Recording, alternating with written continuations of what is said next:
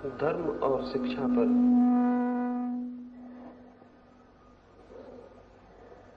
इसके पहले कि मैं कुछ आपसे कहूं, एक छोटी सी कहानी से मैं अपनी बात शुरू करना चाहूंगा।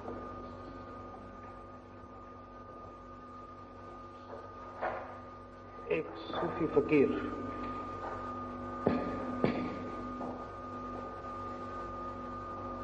एक रात सोया। सोते समय बंदी कर देना समझता हूं, उस फकीर के मन में एक प्रार्थना थी। परमात्मा के दर्शन की इच्छा थी। रात उसने एक सपना देखा। सपने में देखा कि वो परमात्मा के नगर में पहुंच गया है। बहुत भीड़ भाड़ है रास्तों पर, कोई बहुत बड़ा उत्सव मनाया जा रहा है। उसने पूछा किसी से तो ज्ञात हुआ परमात्मा का जन्मदिन है। एक बहुत बड़े रथ पर एक बहुत प्रतिभाशाली व्यक्ति सवार है। पूछा यही परमात्मा है? ज्ञात हुआ नहीं, ये तो राम है। और उनके पीछे राम के हजारों लाखों भक्त थे। फिर और पीछे घोड़े पर सवार कोई बहुत महिमाशाली व्यक्ति है। पूछा ये परमात्मा है? ज्ञात हुआ वो तो मोहम्मद है और उनके पीछे उनके भक्त हैं। और ऐसे वो शोभा यात्रा लंबी होती गई। क्राइस्ट निकले और महावीर और बुद्ध और जरथुस्त्र, और धीरे धीरे शोभा यात्रा समाप्त हो गई। और सबसे अंत में एक बहुत बूढ़ा आदमी एक घोड़े पर निकला जिसके साथ कोई भी नहीं था। उसे देखकर, उस फकीर को देख कर हंसी आने लगी। किसी से उसने पूछा कि ये कौन पागल है जो अकेला घोड़े पर सवार है और जिसके साथ कोई भी नहीं? तो ज्ञात हुआ वो परमात्मा है। उसे बहुत हैरानी हुई और उसने पूछा कि राम के साथ बहुत लोग हैं, क्राइस्ट के साथ बहुत लोग हैं, बुद्ध और महावीर के साथ बहुत लोग हैं, मोहम्मद के साथ बहुत लोग हैं, लेकिन परमात्मा के साथ कोई क्यों नहीं? तो ज्ञात हुआ सारे लोग मोहम्मद, महावीर और राम में बट गए हैं, परमात्मा के लिए कोई बचा नहीं। उसकी घबराहट में नींद खुल गई। उसने कभी सोचा भी नहीं था। वो बहुत घबराया, लेकिन ये स्वप्न में इसलिए आपसे कह रहा हूं ताकि मैं ये आपसे कह सकूं कि वस्तुतः ऐसी ही स्थिति सारी दुनिया में घट गई है।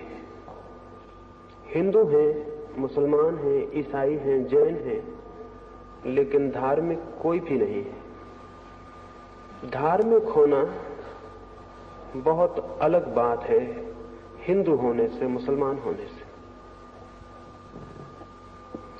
इसके पहले कि मैं धर्म और शिक्षा के संबंध में आपसे कुछ कहूं, ये कह देना जरूरी है कि धर्म से मेरा अर्थ हिंदू, मुसलमान और जैन से नहीं है, ईसाई और पारसी से नहीं है।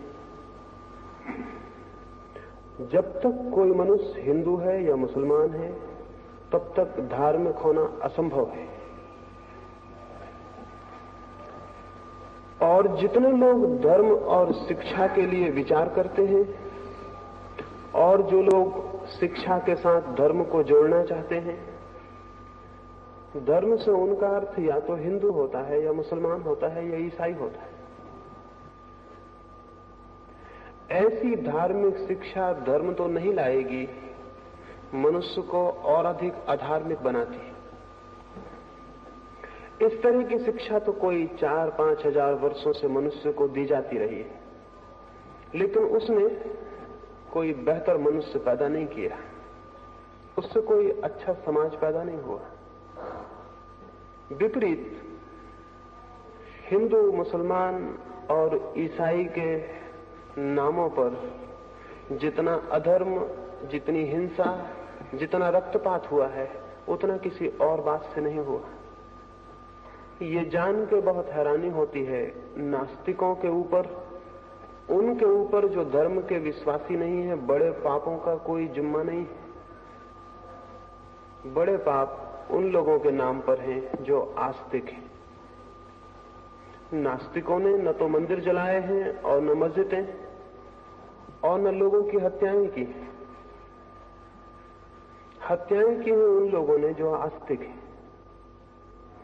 मनुष्य को मनुष्य से विभाजित भी उन लोगों ने किया है जो आस्तिक है। जो अपने को धार्मिक समझते हैं, उन्होंने ही मनुष्य और मनुष्य के बीच दीवार खड़ी की।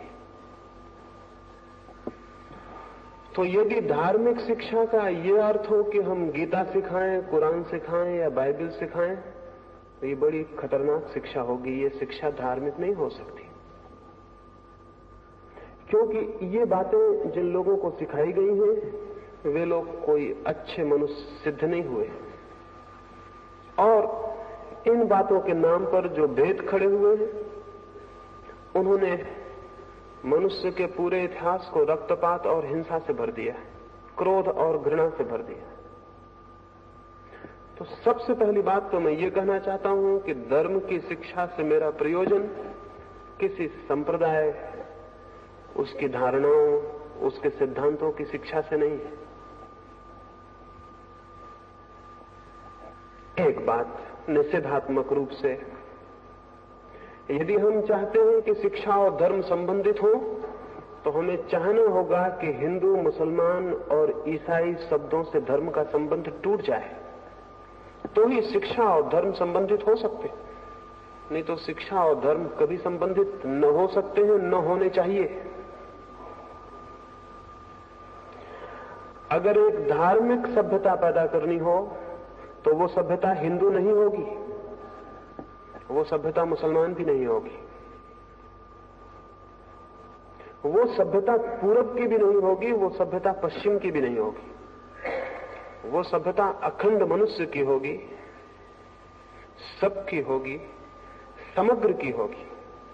किसी एक अंश और एक खंड की वो सभ्यता नहीं हो सकती, क्योंकि जब तक हम मनुष्यता को खंडित करेंगे, तब तक हम द्वंद्व और युद्ध से मुक्त नहीं हो सकते। जब तक मेरे और आपके बीच कोई दीवार होगी, तब तक बहुत कठिनाई है कि हम एक ऐसे समाज को निर्मित कर सकें जो प्रेम और आनंद में जिए। अभी तो हमने जो समाज निर्मित किया है, कोई 3000 वर्षों में 15,000 युद्ध जमीन पर हुए। 3000 वर्षों में 15,000 युद्ध, शायद कल्पना भी न हो। 3000 वर्षों में 15,000 युद्ध बहुत ज्यादा होते। अगर प्रतिवर्ष 5 युद्ध हो रहे हों, तो क्या अर्थ हुआ? 3000 वर्षों के इतिहास में केवल 300 वर्ष का छोटा सा टुकड़ा ऐसा है जब युद्ध नहीं हुए। वो भी 300 वर्ष इकट्ठे नहीं, कभी एक दिन, कभी 2 दिन, कभी 10 दिन जमीन पर युद्ध बन रहा है। ऐसा सब मिला के कालखंड 300 वर्ष होते हैं। 300 वर्ष शांति और 3000 वर्ष युद्ध। और ये भी शांति कैसी, एकदम झूठी। जिसे हम शांति के क्षण कहते हैं, वे असल में शांति के क्षण नहीं है, बल्कि नए युद्ध की तैयारी के दिन। मैं तो मनुष्य के इतिहास को 2 हिस्सों में बांटता हूं, युद्ध का काल और युद्ध की तैयारी का काल। अभी तक शांति का कोई काल हमने नहीं जाना है। ऐसा जो ये विभाजित मनुष्य है, इसके विभाजन में सबसे बड़ी दीवार आइडियोलॉजी, विचार, धर्म और धारणा की। बातें बदल जाती हैं। आज कम्युनिज्म है और अमेरिका का लोकतंत्र है, वे भी 2 धर्म बन के खड़े हो गए। उनकी भी लड़ाई 2 धर्मों जैसी लड़ाई हो गई। क्या ये नहीं हो सकता कि हम विचार के आधार पर मनुष्य के विभाजन को समाप्त कर दें? क्या ये उचित है कि विचार जैसी बहुत हवाई चीज के लिए हम मनुष्य की हत्या करें? क्या ये उचित है कि मेरा विचार और आपका विचार मेरे हृदय और आपके हृदय को शत्रु बना दे? अब तक यही हुआ है, और अब तक धर्मों के नाम पर खड़े हुए संगठन हमारे प्रेम के संगठन नहीं है, बल्कि हमारी घृणा के संगठन है। और इसलिए आपको ज्ञात होगा कि जब भी दुनिया में घृणा का जहर जोर से फैला दिया जाए तो किसी को भी संगठित किया जा सकता है। एडोल्फ हिटलर ने अपने आत्मकथा में लिखा है, अगर किसी कौम को संगठित करना हो तो किसी दूसरे कौम के प्रति घृणा पैदा कर दो, कोई खतरा पैदा कर दो। मुसलमान को इकट्ठा होना होता है तो वो कहता है इस्लाम खतरे में, और तब मुसलमान इकट्ठा हो जाते हैं। और हिंदू को इकट्ठा होना हो तो वो कहता है हिंदू धर्म खतरे में, और हिंदू इकट्ठा हो जाते हैं। अभी पाकिस्तान का हमला भारत पे हुआ या चीन का, तो सारे भारत में एकता मालूम पड़ी। वो एकता एकदम खतरनाक और झूठी, वो प्रेम की एकता नहीं, वो सामने खड़े दुश्मन के खिलाफ जो हमारे मन में घृणा है उसकी एकता है। दुश्मन चला जाएगा, एकता भी चली जाएगी। तो ये हमारे सारे संगठन जिनको हम धर्म कहते हैं, किसी की घृणा पर खड़े हुए, और घृणा का धर्म से क्या संबंध हो सकता है? मेरे और आपके बीच जो चीज भी घृणा लाती हो वो धर्म नहीं हो सकती। मेरे और आपके बीच जो चीज प्रेम लाती हो वो धर्म हो सकती है। और ये भी स्मरण रखें, अगर मनुष्य को मनुष्य तोड़ देती हो कोई चीज, तो वही चीज मनुष्य को परमात्मा से कैसे जोड़ सकेगी? मनुष्य को मनुष्य तोड़ देने वाली कोई बात मनुष्य को परमात्मा से जोड़ने वाली बात कभी भी नहीं बन सकती। लेकिन जिनको हम धर्म कहते हैं वो हमें तोड़ रहे हैं। यद्यपि वे सभी प्रेम की बातें करते और वे सभी इस बात की भी बातें करती हैं, हम सबके बीच एकता, भ्रातृत्व, ब्रदरहुड की, लेकिन बड़ी हैरानी की बात है, उनकी सारी बातें ही रह जाती हैं, और वे जो भी करते हैं उससे घृणा फैलती है और शत्रुता फैलती है। क्रिश्चियनिटी बातें करती है प्रेम की, लेकिन जितनी हत्या ईसाइयों ने की है उतनी हत्या शायद ही किसी ने की हो। तो थोड़ी हैरानी होती, थोड़ी घबराहट होती, और तब ऐसा प्रतीत होता है अच्छी बातें बुरे कामों को छिपाने का रास्ता बन जाती हैं और कुछ भी नहीं। अगर लोगों को मारना हो तो प्रेम के नाम पर मारना बहुत आसान है, और अगर हिंसा करनी हो तो अहिंसा की रक्षा के लिए हिंसा करना बहुत आसान है। और अगर मुझे आपकी जान लेनी हो तो आपके ही हित में जान लेना आसान होगा, क्योंकि तब आप मरेंगे भी और मैं दोषी भी नहीं होऊंगा। तब आप मरेंगे भी, मारे भी जाएंगे और शिकायत भी नहीं कर सकेंगे। तो शैतान ने मालूम है मनुष्य को बहुत पहले यह समझा दिया कि अगर कोई बुरा काम करना हो तो नारा अच्छा चुनना, स्लोगन अच्छा होना चाहिए। जितना बुरा काम हो उतना ऊंचा नारा होना चाहिए, तो बुरा काम छिप जाता है। ये जो धर्मों के नाम पर संगठन है, न तो इनका परमात्मा से कोई संबंध है, न प्रेम से, न प्रार्थना से, न धर्म से। ये हमारे भीतर वो जो घृणा है, ईर्ष्या है, हिंसा है, उसके संगठन है। अन्यथा ये कैसे हो सकता था कि मस्जिदें जलाई जाएं, मंदिर जलाए जाएं, मूर्तियां तोड़ी जाएं, आदमी मारे जाएं? ये कैसे हो सकता है? ये हुआ है, होता रहा है।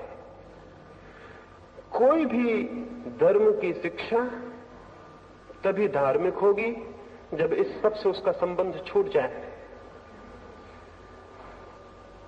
लेकिन ये सारे धार्मिक लोग चाहते हैं कि बच्चों को धर्म की शिक्षा दी जाए। ये क्यों चाहते हैं? इनकी इतनी उत्सुकता क्या है? इनकी उत्सुकता ये है कि कहीं बच्चे उन घेरों के बाहर न हो जाएं जिन घेरों के भीतर अब तक आदमी जिया है। क्योंकि अगर बच्चे उन घेरों और दीवालों के बाहर हो गए तो पुरानी पूरी की पूरी संस्कृति भूमिसात हो जाएगी, हो जानी चाहिए, उसे रोकने का भी कोई कारण नहीं है। तो पुराने सारे घेरे गिर जाएंगे, पुराने सारे स्वार्थ के केंद्र टूट जाएंगे, पुराना सारा शोषण टूट जाएगा। इसलिए हर पीढ़ी अपने बच्चों को अपनी सब बीमारियां दे जाना चाहती है।